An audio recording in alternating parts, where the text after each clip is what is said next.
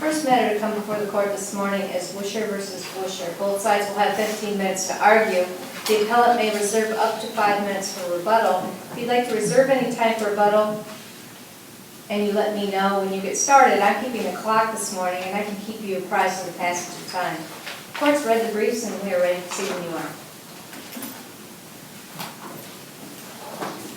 Good morning. Thank you. I'm Barbara Rogaszewski, and I represent the appellant Mark Wuscher, and I would like to reserve 5 minutes for rebuttal. Thank you. May it please the court.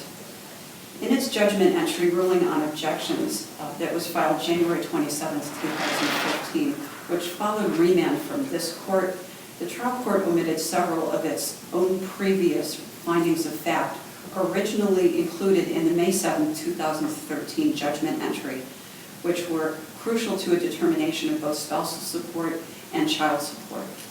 In the order in which they are found in that particular May 7, 2013 judgment entry, those findings are as follows. Father had testified that despite an income that would be considered high by U.S. standards, father could not afford a car and lived in a substandard, a subpar apartment. And that's found on page 2 of that entry and paragraph 17. This factor is extremely important as a finding of fact, both to the issues of spousal support modification and child support modification. It speaks to the reasonable and appropriateness of modifying those two support obligations. I quote, "When income of the parents is over $150,000, the appropriate amount of child support is that which is necessary to maintain the children in the standard of living had the marriage continued." And that's from the Berthelo decision. Because the court disregarded its own finding when it issued its subsequent entry, and that's a factor to be determined by the court when awarding both spousal support and especially child support, we submit that it's an abuse of discretion to omit that as a finding in its subsequent entry, especially on the same evidence. Well, even if that is a finding, don't you still weigh that in consideration of other factors, such as the fact that he had that home in Seattle that he decided to keep? And so even if he was forced to live in substandard conditions in Singapore because of the fact that it's so high cost of living there, he chose to keep other accommodations for himself and to put money into that place, that vacation home or whatever you want to call it. You're absolutely right that all of the factors have to be weighed in their totality. However, by leaving out a finding in a subsequent entry, it appears that the court didn't weigh that factor at all. And that is a factor that must be determined, that must be considered when making a determination of support. And that is the standard of living and the cost of living of the parties. The next finding that the court omitted is found on page 2 of the May 7, 2013 entry, paragraph 18. Quote, "As an expatriate, father paid a substantial amount of money in taxes to the Hong Kong and Singapore tax authorities, in addition to paying taxes to the U.S. government. This again goes to a determination of reasonableness of a modification of spousal support when considering the funds available for that support. It's also an important consideration because the court would not have included it if the court did not consider it a crucial issue when they were making their original determination. The next finding of fact that the court omitted, again, is found on page 3, paragraph 35 of that entry. Father also testified that had the parties remained married, they could not have been afforded to enroll Ruby in the amount of activities that she is enrolled in the United States due to the high cost of living abroad. This is an especially crucial finding that was omitted because it goes to the heart of the issue of child support specifically. It suggests that the child now enjoys a greater standard of living with the mother after the marriage than that which the parties would have enjoyed had the parties remained married and continued to live as expatriates abroad, and especially in Singapore. In fact, most of the testimony established that mother and child, their standard of living after the divorce actually exceeded that of father's standard of living as an expatriate. And then the final finding in its judgment entry of May 7, 2013 that was omitted from the following judgment entry of January 27, 2015 was as follows, and that's on page 60 of the appellant's brief, paragraph 13. This was regarding the spousal support award, and the court having found that there was not a significant change of circumstances sufficient to justify modifying the support. The court also went on to say that, quote, further, even if a change of circumstances did exist, the court finds that the existing spousal support award remains reasonable and appropriate. Each of these findings that are now omitted from the most recent judgment entry specifically address factors that the court must consider under revised code sections 3105-18 for spousal support modification and 311904 for child support modification, as well as the applicable case law, which has already been enumerated in our briefs. And their omission prejudices only husband in that determination because the court retained all of the findings from its original entry that supported wife's request for modification. On remand from this court, the case was not retried, there was no new evidence presented, and there were no corrections to the original record. That means that the court changed its findings with regard to a number of issues that the trial court originally deemed to be critical or would not have included them in its original judgment entry, both to the determination of spousal support and child support, yet it changed those findings based upon the exact same evidence. We submit that the court ignored its own findings. Well, was it really the same, I mean, it was the same evidence, I guess, but the court hadn't considered all the income previously, and now it was considering all of it. That is correct, and I should probably use the exact same record. Okay. It had the same record, it had the same exhibits, but it did have to abide by this court's mandate to consider all of husband's income. However, in considering all of that income, it still needed to retain all of the original findings because those findings are crucial to the balancing test that is required by the law in determining whether a modification of either spousal support and or child support is appropriate.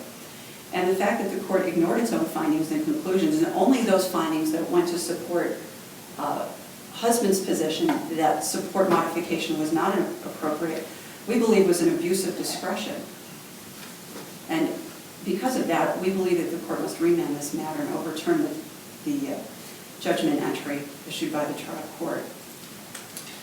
The other issue for this court to consider is that the trial court failed to consider the effect of husband's cost of living on his ability to pay the modified child and spousal support amounts. Zeitler has a three-tiered analysis that specifically requires the court to consider the child's needs and the standard of living of both the child and the parties. While the court states that it considered the parties' cost of living, again, those findings that specifically spoke to that issue were omitted from the judgment entry of January 27, 2015. In fact, two of those findings, and the ones we just discussed, specifically address the cost of living in Singapore, both as it relates to the issue of child support and spousal support, in comparison to the cost of living with Washington, D.C., New York City, and Cuyahoga Falls in general. There was considerable testimony on the issue of cost of living, and in fact, there was testimony by appellants citing everything from the cost of a cup of coffee at Starbucks to the cost of housing. And in fact, Husband's Exhibit 12 illustrated that the substantial difference in cost of living between the U.S. and Singapore, that was a document prepared by the U.S. Department of State that shows the cost of living differential between Washington, D.C. and Singapore, which I think we can all agree is certainly has a higher standard of living than here in Cuyahoga Falls, Ohio. In fact, there was also testimony by appellant that in order to live in the same manner in New York City as Singapore, he would have to make well over $1 million in Singapore to maintain that same standard of living as New York City.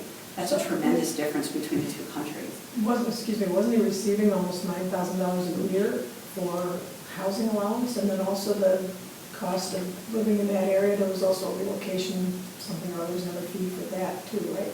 There was a housing differential, there was a housing subsidy, and there's also a cost of living differential. But he also testified that it didn't make up for the difference in cost of living. And to address your question about the moving expenses, his employer paid the moving expenses, and he was taxed on that, and it showed up as income, but that didn't come to him in cash.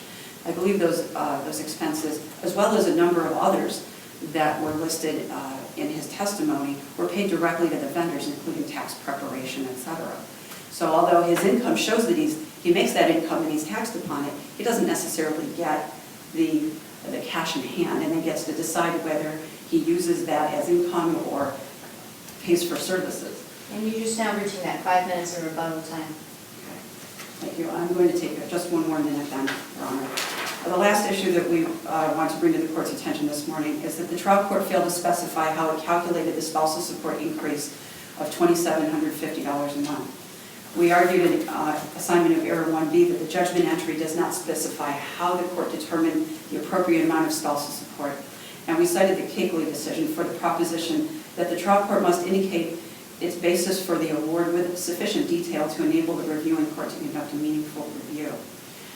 In this case, the magistrate's decision of December 11, 2012, which was then reissued after this court's mandate, again August 12, 2014, simply states, and I quote paragraph 33, page 45 of appellant's brief, the court finds that fathers should pay mother spousal support in the amount of $7,750 per month through May 31st, 2012. And then that was adopted by the court. However, there is no rationale behind that specific number. Even though the Oregon decision that, of course, Your Honor authored, doesn't require an exacting calculation, the line of cases, including Oregon, Simcannon, and Cakeley, at least require the trial court make some rationale for why it picked the number it picked for an award of support. In this case, we have absolutely no indication by the trial court why they awarded wife the amount that they did. And it deprives this court of any kind of meaningful review of that award. That being said, we believe that the court, after reviewing the record and the arguments, will overturn the trial court's order. Thank you. I'll reserve the rest of my time for that.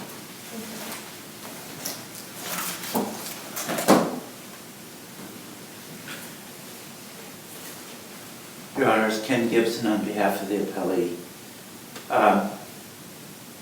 It seems to me that the thrust of the argument is that the trial court erred in following this court's mandate from the prior appeal. I know that's not the specifics, but that's the general approach that seems to be there. With respect to the findings of fact that the trial court allegedly omitted, two of those findings of fact were that the father testified as to something. It didn't assign any weight. It didn't actually make a finding of fact that the father's testimony was true. The trial court, in overruling the objections to the magistrate's decision in the final appealable order that is here before you today, went on to say also that the father testified at length about the cost of living in Singapore, and went on to say that the father testified that the living conditions in Singapore are terrible. The trial court didn't disregard or didn't ignore the father's testimony. He weighed it, as he is supposed to do, weighed the other factors, which included a lot more income than he originally weighed at the time of his original decision, and came to a different conclusion. The argument that the trial court didn't show its math implies that there has to be some kind of math involved in the trial court's decision in determining spousal support. It's not a matter of math. I mean, frequently fin plans are used, and sometimes when they are considered as part of the overall spousal support factors, this court has said that that's appropriate, or at least permissible. But in this case, the trial court made extensive findings about all the factors. The magistrate made those findings, and they were adopted by the trial court's decision. And you can't look at this record and say that the trial court didn't consider the spousal support factors. With the income that the trial court had to consider, the spousal support was very reasonable and appropriate. And the idea that he changed his finding that the spousal support was not to be changed or not reasonable and appropriate based on the limited consideration of income, on remand, obviously it's appropriate for him to change that factor because he had new instructions from this court with regard to what he must consider. So I don't believe that that's a basis for finding that the trial court lost its way and abused his discretion in determining the child support and the spousal support. There was an argument in the brief about the fact that the trial court didn't prepare a worksheet. I trust that I've addressed that in the response brief that said that the trial court adopted the magistrate's decision, the magistrate's worksheet was part of that, and that that's sufficient under both this court's holdings and similar rulings by other courts. Basically, there was testimony that notwithstanding, as Your Honor mentioned, not only did he keep the condo in Seattle and had substantial expenses, he had entertainment expenses of $12,000 a year, he had contributions to his pension, he maxed out at it, he was contributing substantial monies to a college retirement account. He had substantial disposable income, notwithstanding his cries of poverty, and the trial court just simply didn't weigh his cries of poverty as being worthy of great weight, let's say. The trial court did make a finding that the mother had not been able to maintain the standard of living that Ruby would have enjoyed had the parties remained married. That Ruby would have enjoyed country club membership and more exposure to her Chinese heritage. And also that Ruby was unable to be enrolled because of financial concerns in the private education at Our Lady of the Elms, which she had previously been enrolled at. So, the trial court did consider the standard of living of the child in connection with the determination of child support and the factors required to be considered in connection with the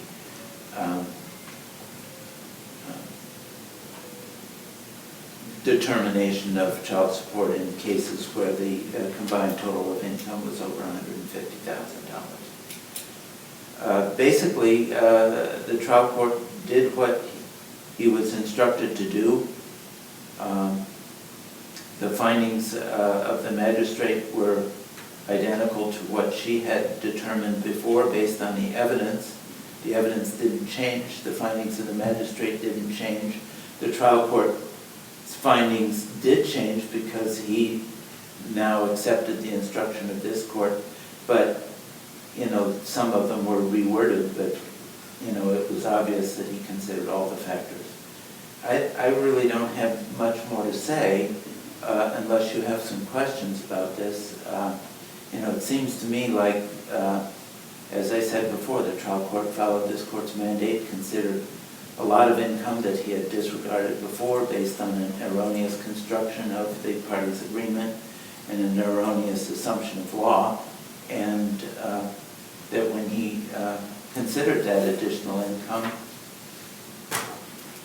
as well as the other factors in testimony and the original findings of the magistrate, he found that the magistrate's decision was appropriate, adopted it, and made it a final order of the court below. Thank you, Your Honor.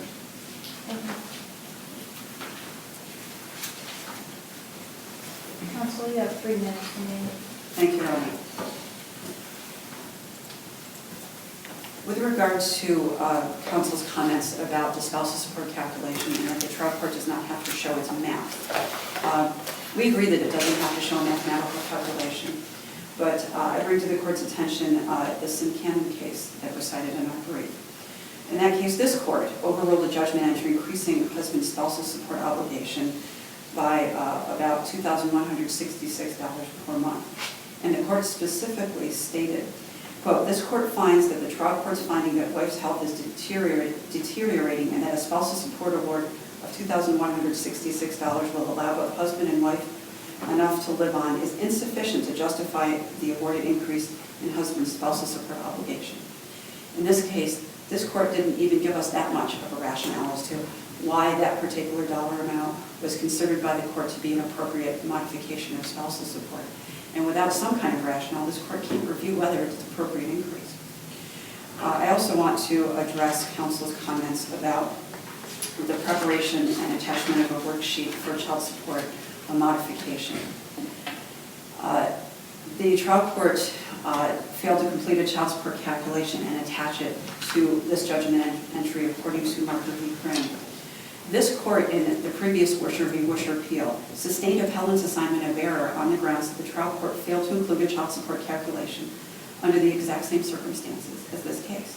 That the magistrate had attached a support calculation, actually two of them, to the magistrate's decision. That was, again, adopted by the trial court and then brought up on appeal. That is the exact same thing that happened in this case. The magistrate reissued her same decision using the same calculations as were done 3 years ago in 2012. And again, they were adopted by the court, but they were not included in the court's judgment entry, and then again were up on appeal. If that was not a sufficient record in the first Wuscher appeal, then it should not be a sufficient record here. Either it's the same and that the magistrate's inclusion of that calculation is sufficient or it is not. And we submit, because this court already held that it was not then, that it is not now. The last issue, if I have sufficient time, I just want to touch on the disposable income issue that counsel mentioned. Husband did testify to some expenses that he pays in addition to simply housing, etc. And he did testify that he had contributed to his retirement. But wife also has a substantial amount of disposable income. She had received over $178,000 the prior year and was able to save more than half of that she did, while at the same time reducing her own income, voluntarily leaving a job and taking less money, and voluntarily reducing the number of hours she worked to a mere 20 hours a week. Thus, she was still able to contribute the maximum to her retirement account. She owned her home outright and had a decent enough car that she felt comfortable driving around their child. I regretfully need to inform you we've reached the end of your 15 minutes of allotted time. Thank you. Thank you, Your Honor. Thank you both for your presentations this morning. The court will take the matter under advisement and issue a written decision, which will be mailed to both sides as well as posted on the Ohio Supreme Court website, which you can link to through our District Court website. Thank you. Thank you.